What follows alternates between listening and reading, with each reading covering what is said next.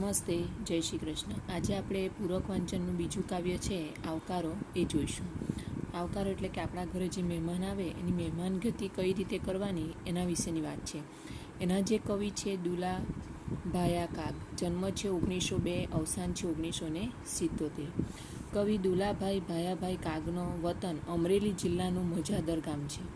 તેઓ લોકગાયક અને લોકવાણીના મરમી હતા। સમગ્ર ગુજરાત તેમને ભગવત બાપુ તરીકે ઓળખે છે। તેમના કાગવાણી સંગ્રહો બહોળી પ્રસિદ્ધિ ધરાવે છે, કે એમણે કાગવાણી નામનું પુસ્તકમાં ઘણા બધા કાવ્યો લખેલા છે। હવે આપણે જોઈએ કે આપણો જે કાવ્ય છે એમાં શું કહેવા માંગે છે। એનો પ્રકાર છે ભજન। આવકારો ભજનના લોકઢાળમાં રચાયેલ કાવ્ય છે। એમાં આતિથ્ય ધર્મની વાત સાહજિક રીતે અભિવ્યક્ત કરવામાં આવી છે। કવિએ આપણી અતિથિ દેવો ભવની ભાવના આ કાવ્યમાં સરળતાથી વણી લીધી છે। તો આપણે જોઈએ છીએ કે અતિથિ દેવો ભવ એટલે કે અતિથિને ભગવાનનું સ્વરૂપ માનવામાં આવે છે, કે આપણા આંગણે કોઈ મહેમાન પધારે ત્યારે એને મીઠો આવકારો આપવાનું કવિ કહે છે। એટલું જ નહીં, એ કોઈ દુઃખ, મુશ્કેલી કે સંકટમાં હોય તો તેને દૂર કરવા સહયોગી બનવું જોઈએ, કે આપણાથી મદદ થતી હોય તો આપણે તેને મદદ કરવી જોઈએ। મનુષ્યને સંકટ સમયે હંમેશા મદદરૂપ થવું જોઈએ, કે મનુષ્ય જ મનુષ્યને મદદરૂપ થઈ શકે છે। અતિથિની વાતને આદરપૂર્વક સાંભળી તેના દુઃખમાં સહાનુભૂતિ વ્યક્ત કરવી, તેમજ સાથે બેસી ભોજન કરવું અને મહેમાનને આત્મીયતાપૂર્વક વિદાય કરવાની વાત આ ભજનમાં વ્યક્ત થઈ છે। કે આપણા ઘરે કોઈ અતિથિ આવ્યું હોય તો એ વાત કરતો હોય તો આપણે શાંતિથી એની વાત સાંભળવી અને એના દુઃખમાં સહાનુભૂતિ વ્યક્ત કરવી અને એને એમ કે એની સાથે બેસીને ભોજન કરવું અને આત્મીયતાપૂર્વક એને ઝાપા સુધી એટલે કે આત્મીયતા કે બીજી વાર એને આવવાનું મન થાય એ રીતે આપણે વર્તન કરવું જોઈએ। તો આપણે કાવ્ય જોઈશું। હેજી તારા આંગણિયા પૂછીને જે કોઈ આવે રે, આવકારો મીઠો આપજે। હેજી તારી પાસે રે, સંકટ કોઈ સંભળાવે રે, બને તો થોડું કાપજે, આવકારો મીઠો આપજે। માનવીની પાસે કોઈ માનવી ન આવે રે, હેજી તારા દિવસો દેખીને દુખિયા આવે રે, આવકારો મીઠો આપજે। કેમ તમે આવ્યા છો એમ નવ કહેજે રે, હેજી એને ધીરે ધીરે તું બોલવા દેજે રે, આવકારો મીઠો આપજે। વાત એની સાંભળી આડું નવ જોજે રે, હેજી એને માથું રે હલાવી હોકારો તું દેજે રે, આવકારો મીઠો આપજે। કાગ એને પાણી પાજે ભેળો બેસી ખાજે રે, હેજી એને ઝાપારે સુધી તું મેલવાને જાજે રે, આવકારો મીઠો આપજે। એક મહત્વની વાત કે પરીક્ષામાં આપણે ખાલી જોડકા પૂછવાના છે, તેમાં ખાલી લેખક અને પ્રકાર એ જ પૂછાશે। આમાં આપણે શબ્દ સમજૂતી કે સ્વાધ્યાય લખવાની, પ્રશ્નોત્તરી કરવાની જરૂર નથી, તો આપણે સમજૂતી જોઈએ। હેજી તારા આંગણિયા પૂછીને જે કોઈ આવે રે, આવકારો મીઠો આપજે, કે કોઈ આપણું ઘર પૂછીને આવે તો એને એમ કે સારો આવકારો આપવો, એમ કે આપણા ઘરમાં એને બોલાવવું એમ કે। હેજી તારી પાસે રે, સંકટ કોઈ સંભળાવે રે, બને તો થોડુંક આપજે, કે કોઈ એમ કે પોતાનું સંકટ લઈને, દુઃખ લઈને જો આપણી પાસે આવ્યું હોય અને જો એમ કે આપણને એની વાત કરતું હોય તો એમ કે આપણે એના બને તો એને મદદ કરવી જોઈએ એમ કે, અને આવકારો મીઠો આપજે। માનવીની પાસે કોઈ માનવી ન આવે રે, હેજી તારા દિવસો દેખીને દુખી આવે રે। કવિ શું કહે છે કે આજનો એવો સમય થઈ ગયો છે કે માનવી કોઈ પોતાના મનની વાત કરી નથી શકતું, કે જો વિશ્વાસ સાથે આપણા ઘરે આવ્યું હોય કોઈ એમ કે તો એમ કે એને પણ વિશ્વાસ હશે કે એ મને મદદ કરશે એમ કે આપણા સારા દિવસો જોઈને દુઃખી માણસ જો આપણા ઘરે આવતું હોય તો આપણે એને મદદ કરવી જોઈએ એમ કે। કેમ તમે આવ્યા છો એમ ન કહેજે રે, હેજી એને ધીરે ધીરે તું બોલવા દે। આપણા ઘરે કોઈ આવ્યું હોય તો આપણે ડાયરેક્ટ સવાલ નહીં કરવાનો કે તમે કેમ આવ્યા છો, કંઈ કામ છે, આવા એમ કે સવાલ પૂછવા નહીં, પણ એ શું કહેવા માંગે છે એટલે ધીરે ધીરે એને બોલવા દેવું અને એની બધી વાત આપણે સાંભળવી એમ કે, આવકારો મીઠો આપજે। વાત એની સાંભળી આડું નવ જોજે રે, હેજી એને માથું રે હલાવી હોકારો તું દેજે રે।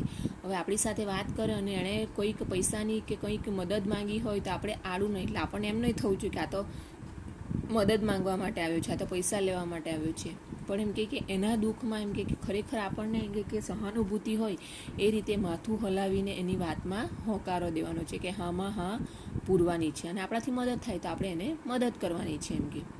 કા ગઈને પાણી પાજે ભેળો બેસી ખાજે રે, હેજી અને ઝાંપા રે સુધી તું મિલવાને જાજે રે. કે બપોરનો સમય થયો હોય, ખાવાનો સમય થયો હોય તો એને પાણીનો ભાવ પૂછીને સાથે જમવા બેસાડજે. અને એમ કે જ્યારે એમ કે એને પાછા જ્યારે એમ કે વિદાય લે છે ત્યારે આપણા ઘરના આંગણા સુધી એને મૂકવા જાય, કે બીજી વાર એને આવવામાં સંકોચ અનુભવાય ન. એમ કે આવકારો મીઠો આપજે. એમ કે આપણા ઘરે કોઈ મહેમાન આવે તો આ રીતે આપણે એનું સ્વાગત, આદર સત્કાર કરવો જોઈએ. એમ કે હવે આપણે ત્રીજું જે કાવ્ય છે ઘડતર એ જોઈશું.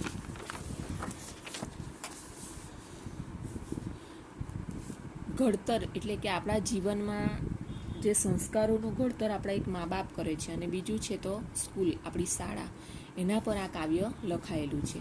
એના જે કવિ છે પ્રતાપસિંહ રાઠોડ, સારસ્વત. જન્મ છે 1/6/1941. કવિ પ્રતાપસિંહ હરિશ્રી રાઠોડનું વતન સાબરકાંઠા જિલ્લાનું સીતવાડા ગામ છે.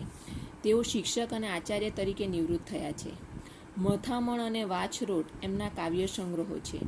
જ્વારામાં એમનું લોક સાહિત્યનું પુસ્તક છે. એમણે એક નવલકથા પણ આપી છે. ઘડતર સોનેટમાં, એટલે પ્રકાર એનો સોનેટ છે, તે ઘડતર સોનેટમાં શાળાને તીર્થ સાથે સરખાવવામાં આવી છે. આપણે જોઈએ છે કે ભગવાનના જે મંદિરો હોય તેને આપણે ઘણું મહત્ત્વ આપીએ છીએ. તેવી જ રીતે એમ કે આપણે એમ કે આપણી શાળાને પણ એક તીર્થ સ્વરૂપે માનવાની છે. શાળા વિદ્યાર્થીનો સર્વાંગી વિકાસ કરે છે. કે શાળા એમ કે વિદ્યાર્થીમાં એમ કે બધા જ એમ કે જે ગુણોનો વિકાસ કરે છે. તો સાથે સાથે એમ કે કયા એમ કે આપણામાં જે વિકાસ કરે છે કયા તો વિશ્વ બંધુત્વ, સમભાવ, પર્યાવરણ પ્રીતિ, વિનય, વિવેક, સામાજિક મૂલ્યોની જાળવણી સાથે મૌલિક મૂલ્ય સ્થાપનની પ્રેરણા પૂરી પાડે છે. મા બાપના જેવું જ વરતીર્થ એવી શાળાની મંગલકથા, ઘડતર પ્રથા ચિરસ્થાયી રહે. કે મા બાપ જે રીતે આપણને સંસ્કાર આપે છે તેવી જ રીતે શાળા પણ એમ કે આપણને જીવન જીવવાની સાચી દિશા બતાવે છે. આપણે કહીએ છીએ કે આપણા મા બાપ આખી જિંદગી આપણી સાથે રહે, આપણને આશીર્વાદ આપે, એ જ રીતે એમ કે આપણી જે શાળા છે એ પણ એમ કે હંમેશા તીર્થ સ્વરૂપે રહે. એમ કે એવો આદર અને પ્રેમ આ સોનેટમાં વ્યક્ત થયો છે. કે આ એવો આદર અને પ્રેમ આ સોનેટમાં વ્યક્ત થયો છે. એમ કે તો આપણે કાવ્ય જોઈએ. જવાને શાળામાં મન થનગને મોર થઈને, જતા નિત્ય પ્રીતે દફતર ભરી સજ્જ થઈને, મળેલા સંસ્કારો સભરભરી માનનીય મમતા, ઉમેરાતા એમાં નીત નીત નવા ભાવ ક્ષમતા, ભણી નોખા નોખા વિષય મળતી દ્રષ્ટિ નવલી, અને યોગે ધ્યાને કસરત કરી કાય કશવી, પછી જીતે હૈયે મન પર પડી ભાત ઉમદા, ખરે વિદ્યા શોહે વિનય પર વ્યવહાર કરતા, વિવેક આનંદે સમરસ થશે જીવન લીલા, સમાજે ચીંધેલા નિયમ ભરવા મૂલ્ય નવલા, ભૂષાયા ભેદો સૌ હૃદય જગ બંધુત્વ ભસું, પશુ પંખી વૃક્ષો સહુએ સ અસ્તિત્વ રચશું, ઉછેર્યા મા બાપે પણ અવર તું તીર્થ વરદા, ટકી રહે તારીમાં ઘડતર પ્રથા મંગલ કથા. કે જવાને શાળામાં મન થનગને મોર થઈને, કે પહેલો દિવસ હોય તો સ્કૂલમાં એમ કે આપણને એમ કે સ્કૂલમાં જવાની પણ મજા આવે છે. અત્યારે આપણે જોઈએ 11 મહિનાનું આપણે વેકેશન લીધું અને પછી સ્કૂલમાં જવાની આપણને ઈચ્છા થાય છે. જે રીતે એમ કે મોર નાચે છે, પહેલો વરસાદ આવે ને મોર નૃત્ય કરે તેમ એમ કે આપણું મન પણ આનંદે ચડે છે. જતા નિત્ય પ્રીતે દફતર ભરી સજ્જ થઈને, કે આગલા દિવસનો આપણે આપણો દફતર એટલે કે આપણો જે સ્કૂલ બેગ હોય તે ભરીને તૈયાર રાખીએ છીએ. કે મળેલા સંસ્કારો સભરભરી માનનીય મમતા, કે આપણને મા બાપ તો એમ કે આપણને સંસ્કાર આપે છે, પણ એનાથી પણ નવા સંસ્કારો લેવા માટે આપણે શાળામાં જઈએ છીએ. ઉમેરાતા એમાં નીત નીત નવા ભાવ ક્ષમતા, કે આપણને મા બાપ તો સંસ્કાર આપે છે, પણ એમાં પણ એમ કે નવા એમ કે સંસ્કારો, ભાવ, એમ કે એકબીજા સાથે કઈ રીતે રહેવું, એ બધા એમ કે જે સંસ્કારો છે તે આપણે શાળામાંથી શીખીએ છીએ. એમ કે ભણી નોખા નોખા વિષય મળતી દ્રષ્ટિ નવલી, કે આપણે જોઈએ છે કે ગણિત, સાયન્સ, ઇંગ્લિશ, ગુજરાતી, હિન્દી, સંસ્કૃત, નવા વિષયો ભણીને નવી નવી પ્રવૃત્તિઓ કરીને એમ કે આપણી જે દ્રષ્ટિ છે એટલે અલગ અલગ જોવાની નજર થાય છે. અને યોગે ધ્યાને કસરત કરી કાય કસવી, કે યોગ કરાવે, ધ્યાન કરાવે, કસરત કરાવે, એટલે આપણું શરીર પણ એમ કે કસાય છે અને શરીર પણ સુડોળ બને છે. પછી ચીતે હૈયે મન પર પડી ભાત ઉમદા, કે આપણું મન પ્રફુલ્લિત હોય, આપણું શરીર સારું હોય તો આપણને એમ કે નવા વિષયો, નવા વિચારો જાણવાની પણ જિજ્ઞાસા જાગે છે. એમ કે ખરે વિદ્યા સોહે વિનય પર વ્યવહાર કરતા, કે જો ખરેખર આપણામાં એમ કે વિદ્યા આવી હોય પણ જો આપણામાં સંસ્કાર ન હોય તો એ શોભતું નથી. એટલે કે વિદ્યા સાથે એમ કે વિનય પણ હોવો જોઈએ. વિવેકાનંદે સમરસ થશે જીવન લીલા, કે વિવેક અને વિનય એ બંને જો હોય તો આપણું જીવન એમ કે સરળ બની જાય છે. એમ કે સમાજે ચીંધેલા નિયમ ભરવા મૂલ્ય નવલા, કે આપણે જોઈએ છે કે જેમ જેમ આપણે મોટા થતા જઈએ તેમ તેમ એમ કે સમાજમાં જે નિયમો હોય છે તે આપણે પાળવા પડે છે. એટલે કે સમાજના જે નિયમો છે એમાં કઈ રીતે આપણે જીવન જીવવું એ પણ આપણે સ્કૂલમાંથી શીખીએ છીએ. ભૂસાયા ભેદો સૌ હૃદય જગ બંધુત્વ ભજ્યું, કે આપણે સ્કૂલમાં આવીએ છીએ તો પારસી હોય, મુસલમાન હોય, જૈન હોય, બધા બાળકો એકસાથે બેસતા હોય એટલે આપણે એમ કે જગ બંધુત્વ, એકબીજા સાથે મિત્રતા થાય એટલે કે વિશ્વ બંધુત્વની ભાવના પણ જાગે છે. કે પશુ પંખી વૃક્ષો સહુ સ અસ્તિત્વ રસ્યું, કે આપણે સ્કૂલમાં આવીએ છીએ તો પશુઓ વિશે, પંખીઓ વિશે, વૃક્ષો વિશે એનું જતન કઈ રીતે કરવું, એ કઈ રીતે આપણા માટે ઉપયોગી બને છે, એ ઘણું બધું આપણને જાણવા મળે છે. એટલે આપણે એનું નુકસાન કરતા નથી અને આપણી જે પ્રકૃતિ પ્રત્યે છે એની પણ પ્રત્યે આપણને લાગણી જન્મે છે. ઉછેર્યા મા બાપે પણ અવર તું તીર્થ વર્ધા, કે આપણને મોટા તો મા બાપ કરે છે, મા બાપ પણ આપણને સંસ્કાર આપે છે, પણ એનાથી પણ જો કોઈ મોટી તીર્થ હોય તો એમ કે આપણી શાળા છે, કે આપણે દુનિયામાં સમાજમાં કઈ રીતે રહેવાનું છે, જીવન કઈ રીતે જીવવાનું છે, એમાંના ઘણા બધા સંસ્કારો આપણને શાળામાંથી મળી રહે છે. ટકી રહે તારી માં ઘડતર પ્રથા મંગલ કથા, શું કહે છે કે જે શાળા છે એ પણ એક મા સ્વરૂપે છે, કે તું પણ એમ કે હંમેશા એમ કે અમને સારા સારા સંસ્કારો આપતી રહે એમ કે, અને એક તીર્થ સ્વરૂપે તારું સ્થાન રહે, એટલે તારી મંગલ કથા અમર રહો એમ કે.